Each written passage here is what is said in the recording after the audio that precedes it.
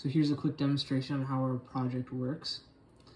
These LEDs over here will demonstrate what floor we want the person to park on, and this LCD display displays what spot we want the person to park on.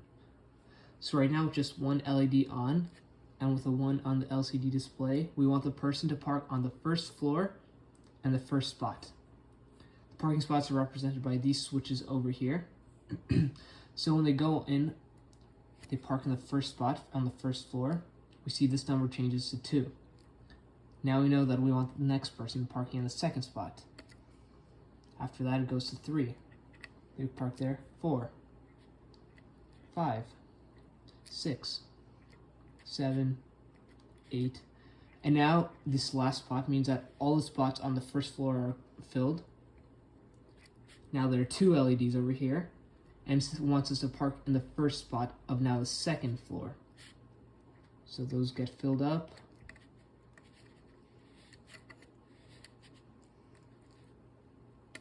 And now the last spot, all 3 LEDs turn on, which means we are all full.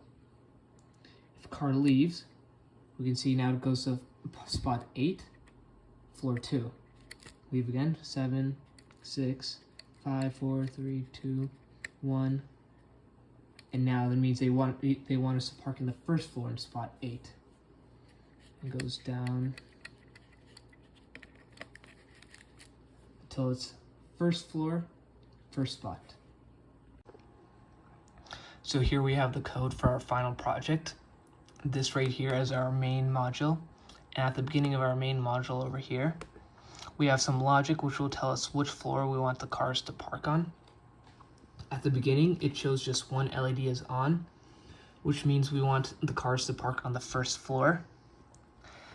If the first 8 spots are filled, then it'll show 2 LEDs, which means we want the cars to park on the second floor. And then if that's right here. And then this right here shows if all spots are filled in the first 8 spots and the last 8 spots, it'll show a third LED, which means that the parking lot is filled. This right here assigns the LCD display we want to use. And this right here calls a module called parking count, which will just count how many switches are flipped.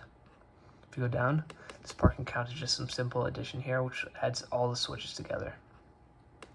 This 7-segment display will use the count function, parking count, which we receive a count, and it'll take that and put it into our 7-segment display module right over here. This module will tell us what number we want the cars to park in. If none of the switches are on, it'll show a 1 right here. If the first one is flipped, it'll show 2, 3, 4, 5, 6, 7, 8. And it'll go back to 1, which means that the first floor is filled and wants us to go on the second floor. It'll go that until the end, so forth.